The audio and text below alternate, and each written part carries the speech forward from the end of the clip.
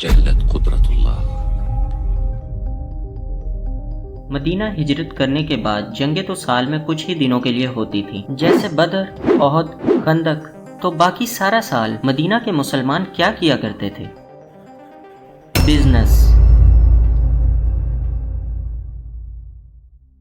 ہجرت سے پہلے مدینہ 3 حصوں میں ڈیوائیڈڈ تھا: اوس، خزرج اور یہودی۔ اوس اور خزرج دونوں عربی قبیلے تھے، لیکن ان دونوں قبیلوں کی آپس میں بہت سالوں سے سخت لڑائی چل رہی تھی، جس کے چلتے دوستوں ان کی زندگیاں تو تباہ ہو ہی گئی تھی، لیکن ساتھ ہی ساتھ کاروبار بھی برباد ہو چکا تھا۔ مدینہ اور مکہ کی اکانومی میں بہت بڑا فرق تھا۔ مکہ پورے عرب میں کعبہ اور اپنی لوکیشن کی وجہ سے، مطلب عرب کے سینٹر میں ہونے کی وجہ سے، عرب کے سب سے ریچسٹ شہروں میں سے ایک تھا۔ آن دی ادر ہینڈ مدینہ زراعت یعنی ایگریکلچرل اکانومی تھی، جس کی وجہ سے مکہ کے مقابلے میں مدینہ کی اکانومی بہت چھوٹی تھی۔ لیکن اس چھوٹی سی اکانومی میں بھی بہت بڑا مسئلہ یہ تھا کہ اوس کے قبیلے والے جب مدینہ میں کوئی بازار بناتے تو خزرج کے قبیلے والے لوگ وہاں سے کوئی چیز نہیں خریدتے تھے، اور جب خزرج کے لوگ کوئی بازار بناتے تو اوس والے وہاں سے کچھ نہ خریدتے۔ جیسا کہ ہم سب جانتے ہیں کہ یہودی شروعات سے ہی ایک چلاک اور مکار قوم رہی ہے، تو انہوں نے ان دو قبیلوں کی اس لڑائی کو اپنے لیے ایک اپرچونٹی سمجھا اور مدینہ کے مین بازار کو اپنے علاقے میں بنایا تاکہ مدینہ کے سارے لوگ اسی بازار سے اپنے لیے سامان خریدیں، اور اسی وجہ سے مدینہ کی ساری اکانومی کا کنٹرول یہودیوں کے پاس تھا۔ اور یہودی ہمیشہ کوئی نہ کوئی سازش ضرور کرتے رہتے تھے تاکہ عربیوں کے یہ دو قبیلے آپس میں لڑتے ہی رہیں، کیونکہ یہودیوں کو پتا تھا کہ اگر اوس اور خزرج کی آپس میں یہ لڑائی ختم ہو گئی تو ان کی اکانومی بھی ٹوٹ جائے گی۔ تو آئیے دوستو جاننے کی کوشش کرتے ہیں مدینہ منورہ کے اس بزنس ماڈل کے بارے میں جو رسول اللہ صلی اللہ علیہ وسلم نے وہاں پر قائم کیا تھا۔ اس سے پہلے دوستو اگر آپ چینل پر نئے ہیں اور آپ نے چینل کو ابھی تک سبسکرائب نہیں کیا تو پلیز جلدی سے سبسکرائب کر لیں، اور ایک بار پھر سے شیری ٹیوب کی ویڈیوز میں خوش آمدید۔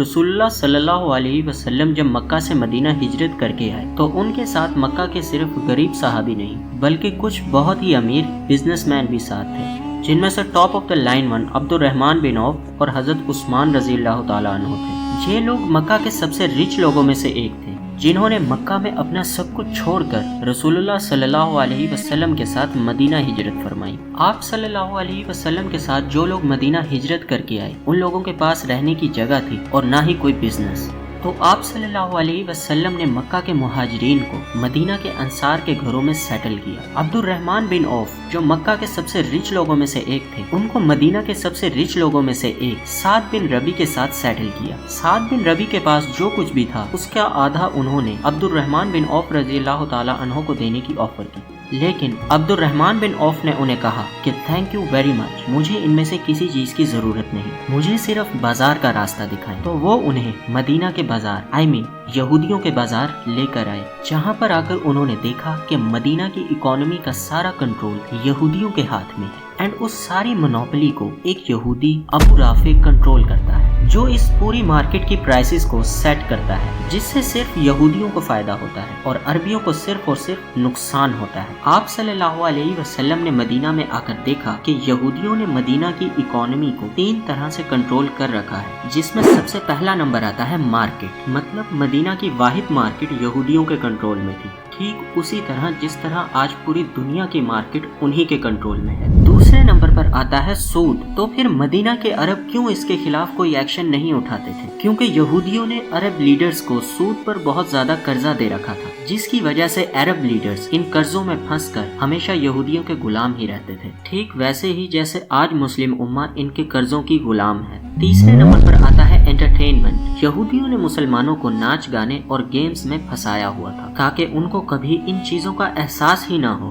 ٹھیک بالکل اسی طرح جیسے آج کے دور میں انٹرٹینمنٹ انڈسٹری نے مسلمانوں کی آنکھوں کے آگے پردہ ڈالا ہوا ہے، اور مدینہ کی ساری الکوہل یعنی شراب کی انڈسٹری انہی یہودیوں کے ہاتھ میں تھی۔ جس سے یہودی بہت زیادہ پیسہ کماتے تھے۔ اس سب کو دیکھتے ہوئے آپ صلی اللہ علیہ وسلم نے ہجرت کے بعد فوراً اس سسٹم کو 180 ڈگری بدلنا سٹارٹ کیا۔ ہجرت کے بعد جب موسٹ آف مدینہ مسلمان ہو گیا تو یہودیوں نے سود کے ذریعے مسلمانوں کو کنٹرول کرنے کی کوشش کی۔ دوسری طرف اللہ تعالیٰ نے قرآن پاک میں سود کو حرام قرار دے دیا، جس کے بعد مدینہ کے سارے مسلمانوں نے یہودیوں سے سود لینا بند کر دیا، جس کے بعد پہلی دفعہ مدینہ کے لوگ یہودیوں کے قرضوں اور غلامی سے نکل کر آزاد ہو گئے، اور اس طرح سے یہودیوں کی طاقت کا بہت بڑا سیکٹر ٹوٹ گیا۔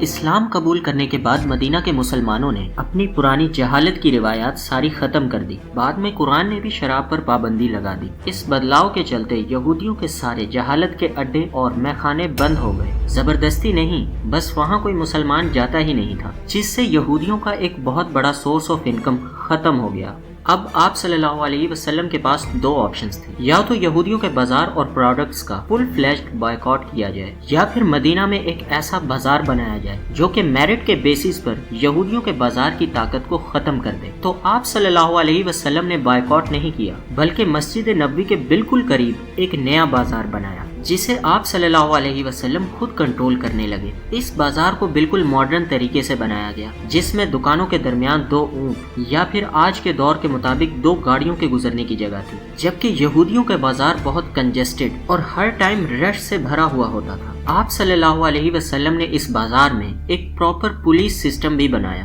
تاکہ کوئی کسی پر ظلم نہ کر سکے، اور ساری ٹریڈز کا ایک رجسٹری سسٹم بھی بنایا۔ اب مسئلہ یہ تھا کہ یہودیوں نے مدینہ کے لوگوں کو کاروبار سے بہت دور کر دیا تھا، جس کی وجہ سے مدینہ کے لوگ کاروبار کرنے میں اتنے انٹرسٹڈ نہیں تھے۔ تو آپ صلی اللہ علیہ وسلم نے مدینہ کے لوگوں کو بزنس کی طرف موٹیویٹ کیا، اور لوگوں سے یہ کہا کہ جو شخص بھی ہمارے اس بازار میں بزنس کرے گا وہ ایسا ہی ہے کہ جیسے اللہ کی راہ میں جہاد کر رہا ہو۔ مطلب آپ صلی اللہ علیہ وسلم نے جہاد اور بزنس کو ایک ہی بنا دیا، جس کے بعد جس طرح مسلمان احد، بدر اور خندق میں اپنے سے کئی گنا بڑی فوج سے لڑتے تھے، اسی طرح اب مسلمان بزنس کو جہاد سمجھ کر محنت کرنے لگے۔ اور آپ صلی اللہ علیہ وسلم نے فرمایا کہ سب سے بہتر مال وہ ہے جو انسان خود کمائے، جس سے بہت سارے نوجوان بھی بزنس کی طرف بڑھنے لگے۔ یہودی اپنے بازار میں باہر سے آنے والے قافلوں کو ہمیشہ دھوکہ دے کر کم پیسے دیا کرتے تھے، لیکن مسلمانوں کے بازار میں رسول اللہ صلی اللہ علیہ وسلم نے انسانوں کو بالکل برابر اور ایکول رائٹس دیے، جس سے سارے قافلے یہودیوں کی بازار کی بجائے مسلمانوں کے بازار کی طرف جانے لگے، اور آہستہ آہستہ مسلمانوں کے بازار کی اکانومی یہودیوں کے بازار کی اکانومی کے برابر ہونے لگی۔ یہودیوں کے بازار میں امیر لوگ غریبوں پر بہت ظلم کرتے تھے، لیکن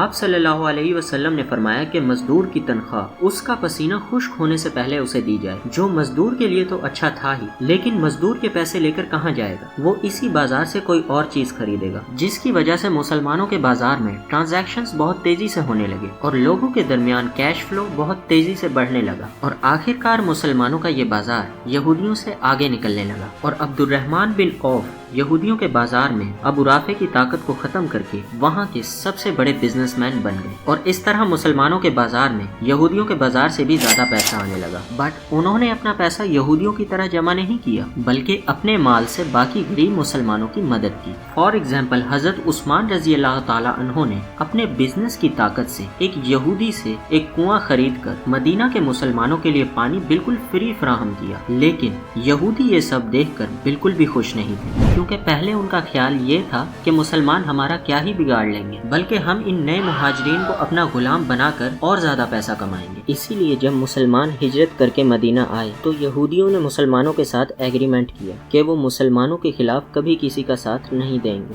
لیکن جب انہوں نے دیکھا کہ مسلمانوں نے ان کی اکانومی کو کرش کر دیا ہے تو انہوں نے کچھ ہی سال بعد غزوہ خندق میں مسلمانوں سے کیا ہوا معاہدہ توڑ دیا اور مسلمانوں کے خلاف مکہ والوں کا ساتھ دیا، جس کے بعد مسلمانوں نے ان کو سزا بھی دی۔ اس طرح کچھ ہی سالوں میں آپ صلی اللہ علیہ وسلم نے بغیر کسی لڑائی کے اور بغیر کسی زبردستی کے یہودیوں کی اکانومی مدینہ میں ہمیشہ کے لیے ختم کر دی، اور اس طرح مدینہ کی پوری اکانومی کا کنٹرول آپ صلی اللہ علیہ وسلم کے ہاتھوں میں آیا۔ اور کچھ ہی سالوں بعد حضرت عمر رضی اللہ تعالی عنہ کی خلافت میں رومن اور پرشین امپائر دونوں فتح کرنے کے بعد دنیا کے سب سے بڑے سپر پاور مسلمان بنے، دنیا کی سب سے powerful city Madina, and of course دنیا کا سب سے پاورفل بازار مدینہ کا یہی بازار بنا، جسے رسول اللہ صلی اللہ علیہ وسلم نے بہت محنت سے بنایا تھا، اور اس بازار میں بزنس کرنے والے لوگ دنیا کے سب سے امیر آدمی بنے۔ एंड उस वक्त दुनिया के सबसे अमीर लोग मदीना में रहते थे। और एक और मजे की बात आपको बताता चलूं, आज भी दुनिया के सबसे अमीर लोग बिल गेट्स और जेफ बेजोस अमेरिका में एक छोटे से इलाके मदीना में रहते हैं। हजरत उमर के दौर में मदीना का ये बाजार जब अपनी पीक पर था, जिसे कंट्रोल करना बहुत ही मुश्किल हो गया था। इस बाजार को कंट्रोल करने के लिए एक बहुत ही मजबूत शख्स की जरूरत थी। तो हजरत उमर रजी अल्लाह तआला अन्हु ने इस इतने मुश्किल काम के लिए एक औरत शिफा बिनते अब्दुल्ला को इस मार्केट का कंट्रोलर बनाया।